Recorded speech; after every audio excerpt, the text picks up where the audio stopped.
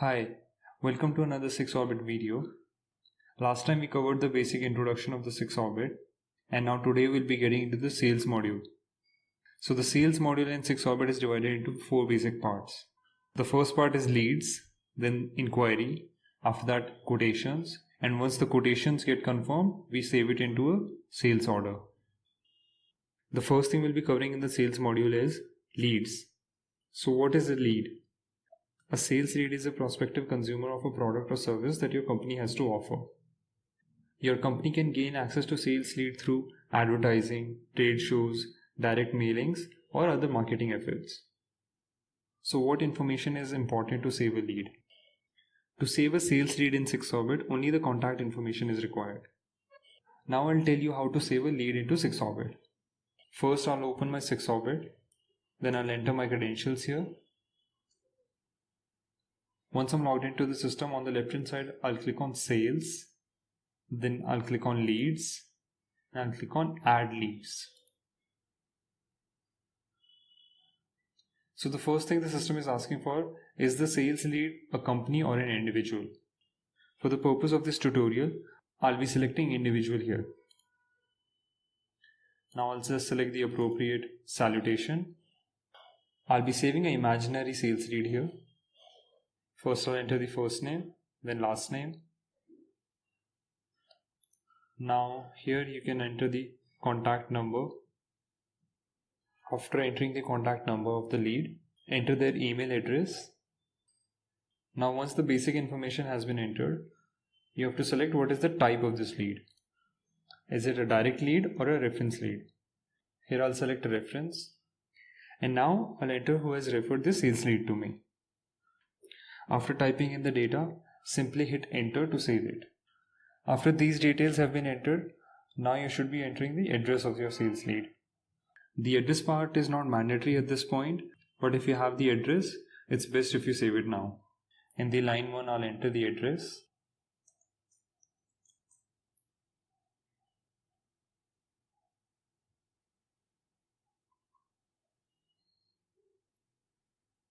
I'll select the appropriate country, the state and the city, and now I'll enter the PIN code. So what is office name? Office name is basically a label for this address. It could be a case that your sales lead has multiple addresses across the city or across the country. So it's best if you label each address so that you can differentiate among the lot. After entering the entire address, at the bottom I'll select the appropriate type for this address. If this address is your billing address, we'll select the current address option. And if this address is your delivery address, then we'll select the delivery address. If the billing and the delivery address both are same, then we'll select the type both. After the details of the leads have been entered, at the top right we have attendee details. Here we will be entering the name of the sales executive who will be handling this sales lead. Let's say Bharat is a sales executive in my company who will be handling Mr. Rajiv Chauhan. And here I can give some special instructions to Bharat for his interaction with Mr. Rajiv Chauhan. After entering all the details, we have the follow-up section here. Now you can schedule a follow-up for this particular sales lead while saving this lead into the system, or you could do it later on as well. If you want to do it at this moment, what you have to do is click this checkbox that you want to schedule a follow-up. Then select the contact person and the communication mode you'll be using to follow up with this client. And then you can assign this particular follow-up to a particular sales executive. After that, select the scheduled time of the follow-up. And now we have the alert time. Alert time is basically the time at which the system will be alerting the sales executive who is supposed to follow up on the sales lead. And the modes the system will be using to alert the particular sales executive are either SMS or email. So let's say we set an alert time of half an hour before the actual scheduled time, 10:30, or let's make it 10:45. I'll select both the SMS and the email, and once I've done this, I'll simply save it. As soon as you save the lead into the system, you'll be directed to Manage Leads page. On this page, you'll see all the leads which are currently existing in your system of all the statuses. Now these pages also have a date filter. So this page will be showing you all the leads of this particular date range which is selected. I'll just tell you what these statuses mean. The status new means that a lead has been saved in the system, but no further actions have been taken upon it. The status progress means that a lead was saved into the system and a follow-up was scheduled for that lead. So basically some actions have been taken for the sales lead. Converted status means that after following up with this particular sales lead, the client did inquire about the products or the service that you have to offer, and the cancel status is used whenever you want to discard a particular lead. Now there could be cases when you're saving a lead, but at that moment you didn't want to save the follow-up. So in those cases the status of the lead will be new. Now once the lead has been saved, you can still schedule a follow-up for this lead. What you have to do is go to Manage Leads page, and for the appropriate lead, click on Action and then click on First Call. This option is only available for new leads. As soon as I click on it, a pop-up will open, and now I can schedule a follow-up or I can take a fresh follow-up. So if I want to schedule a follow-up for the future, I can enter the details here.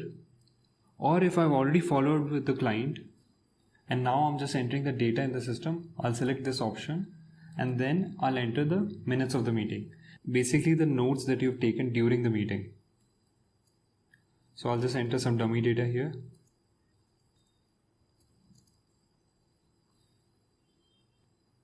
And after that, you'll be giving your comments regarding this meeting.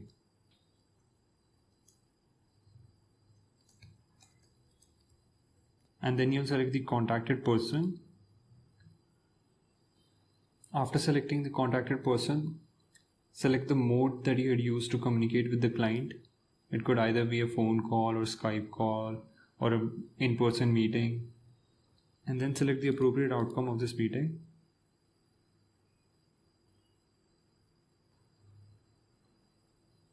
Now once you're done entering all these details, the system will ask you if you want to schedule another follow-up. If you want to schedule another follow-up, simply enter these details and save it. And this cycle will keep on going till this lead has decided upon the products or the services that you have to offer. Either decided for it or against it.